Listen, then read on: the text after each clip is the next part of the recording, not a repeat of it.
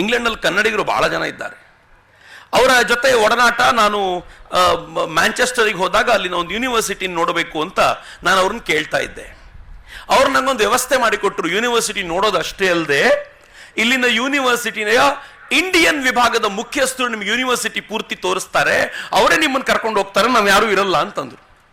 ನಂಗೆ ಬಹಳ ಖುಷಿ ಅನ್ನಿಸ್ತು. ಶಬಾಷ್, ಒಂದು ಯೂನಿವರ್ಸಿಟಿ ತೋರಿಸ್ಲಿಕ್ಕೆ ಆ ಯೂನಿವರ್ಸಿಟಿಯವರೊಬ್ಬರು ಸಿಗ್ತಾರೆ ಮತ್ತು ಅವ್ರಿಗೆ ಇಂಡಿಯಾ ಕನೆಕ್ಷನ್ ಇದೆ, ಇಂಡಿಯಾ ಗೊತ್ತಿದೆ ಅಂತಂದ್ರೆ ಇನ್ನೂ ಚೆನ್ನಾಗಾಯ್ತು ಅಂತ. ಬಟ್ ನಂಗೆ ಚೆನ್ನಾಗಿ ಗೊತ್ತು, ಇಂಗ್ಲೆಂಡಿನ ಯೂನಿವರ್ಸಿಟಿಗಳಲ್ಲಿರುವಂಥ ಪ್ರೊಫೆಸರ್ಗಳು ಇಂಡಿಯಾ ಬಗ್ಗೆ ಮಾತನಾಡಬೇಕಾದ್ರೆ ಏನೆಲ್ಲ ಮಾತನಾಡ್ತಾರೆ ಅಂತ. ನಾನು ರಾತ್ರಿ ಎಲ್ಲ ಕೂತ್ಕೊಂಡು ಕ್ವೆಶನ್ ಪ್ರಿಪೇರ್ ಮಾಡಿಕೊಂಡೆ.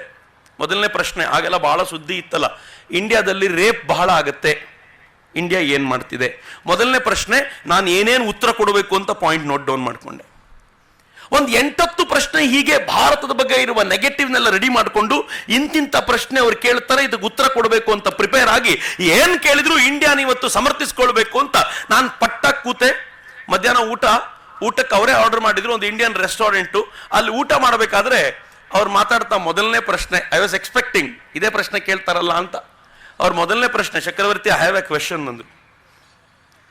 ನಂಗೆ ಗೊತ್ತಿತ್ತು ಕೇಳ್ತಾರಲ್ಲ, ಕೇಳಿ ಎಂದೆ. ಈ ಸೆಡ್, ಮೊದಲನೇ ಪ್ರಶ್ನೆ ಏನು ಗೊತ್ತಾ, ಡು ಯು ಪ್ರಾಕ್ಟೀಸ್ ಯೋಗ ಅಂತ ಕೇಳಿದ್ರು ನನಗೆ.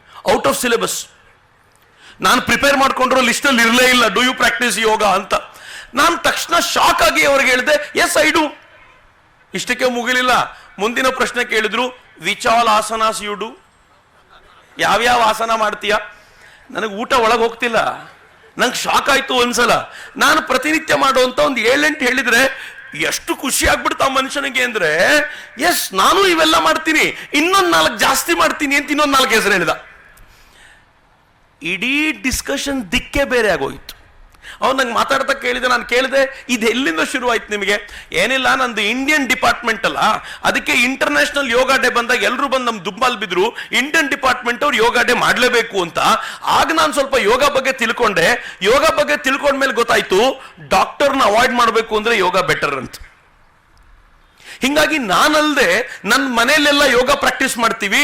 ನನಗೆ ಭಾರತದ ಮೇಲೆ ಗೌರವ ಯೋಗದ ಕಾರಣಕ್ಕೋಸ್ಕರ 100 ಪಟ್ಟು ಜಾಸ್ತಿ ಆಯ್ತು ಅಂತ ಆತ ಹೇಳಬೇಕಾದಾಗ ನಂಗೆ ಅನಿಸ್ತಿತ್ತು, ಶಬಾಷ್, ಇಂಡಿಯಾದ ಗೌರವ ಯಾವತ್ತು ಬೇಕಿದ್ರೂ ಹೆಚ್ಚಲಿಕ್ಕೆ ಬೇಕಾಗಿರುವಂತ ಎಲ್ಲ ಸಂಪನ್ಮೂಲಗಳನ್ನ ಈ ದೇಶದ ಪೂರ್ವಜರು ಕೊಟ್ಟೋಗಿದ್ದಾರೆ. ಗುರುತಿಸ್ಕೊಳ್ಳಿಕ್ಕೆ ಆಗ್ಲಿಲ್ಲ ಅಷ್ಟೇ ನಮಗೆ. ನಾವು ಎಂಥ ಜನಾಂಗ ಆಗಿದ್ದೀವಿ ಗೊತ್ತೇನು? ಎಲ್ಲ ನಿಧಿ ನಮ್ಮ ಬಳಿ ಇದೆ. ನನ್ನ ಪೂರ್ವಜರು ನಿಧಿಯನ್ನ ಸಂಗ್ರಹಿಸಿ ಆ ನಿಧಿಯ ಮೇಲೆ ಕೂರಿಸಿದ್ದಾರೆ, ಕೂತ್ಕೋ ಅಂತ. ಆದ್ರೆ ಹೇಳಲಿಲ್ಲ ಅಷ್ಟೇ ಇದು ನಿಧಿ ಅಂತ. ಕೂರಿಸಿದ್ದಾರೆ ಅದರ ಮೇಲೆ. ನಾನು ಇಷ್ಟಾದ್ರೂ ಕೆಲಸ ಮಾಡಬೇಕಿತ್ತಲ್ಲ, ಇದು ನಿಧಿ ಅಂತ. ಆದ್ರೆ ಪುಣ್ಯಾತ್ಮರು ಏನ್ ಮಾಡ್ತಾರೆ ಗೊತ್ತಾ, ಹೊರಗಿನವರು ಬರ್ತಾರೆ, ನನ್ನ ಪೂರ್ವಜರು ಮಾಡಿಟ್ಟ ಈ ನಿಧಿಯ ಆ ಬ್ಯಾಗಿನಿಂದ 4 ಚಿನ್ನದ ವರಹ ತೆಗೆದು ಭಿಕ್ಷಾ ಪಾತ್ರೆ ಇಟ್ಕೊಂಡಿರೋ ನನ್ನ ತಟ್ಟೆಯೊಳಗೆ ಹಾಕ್ತಾರೆ. ನನ್ಗೆ ಅವನನ್ನು ಕಂಡ್ರೆ ಹೆಮ್ಮೆ, ಅಬ್ಬಾ ಎಂಥ ಒಳ್ಳೆ ಮನುಷ್ಯ. ನಂದೇ ಕಳ್ತನ ಮಾಡಿರೋದು ಗೊತ್ತಿಲ್ಲ ನನಗೆ.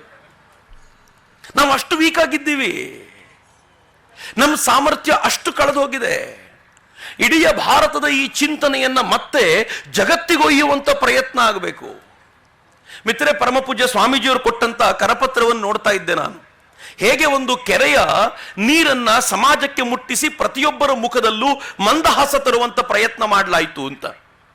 ಸುಮಾರೊಂದು 5-6 ವರ್ಷಗಳ ಹಿಂದೆ ನಾವು ಯುವ ಬ್ರಿಗೇಡ್ನಿಂದ ಒಂದು ಸಂಕಲ್ಪ ಮಾಡಿದ್ವಿ. ಸಂಕಲ್ಪ ಏನ್ ಗೊತ್ತೇನು, ತರುಣರಿಗೆ ನೀವು ಕಾರ್ಯಕ್ರಮ ಮಾಡಿ ಅಂತಂದ್ರೆ ದೊಡ್ಡ ಕಾರ್ಯಕ್ರಮಗಳನ್ನು ಮಾಡ್ತಾರೆ.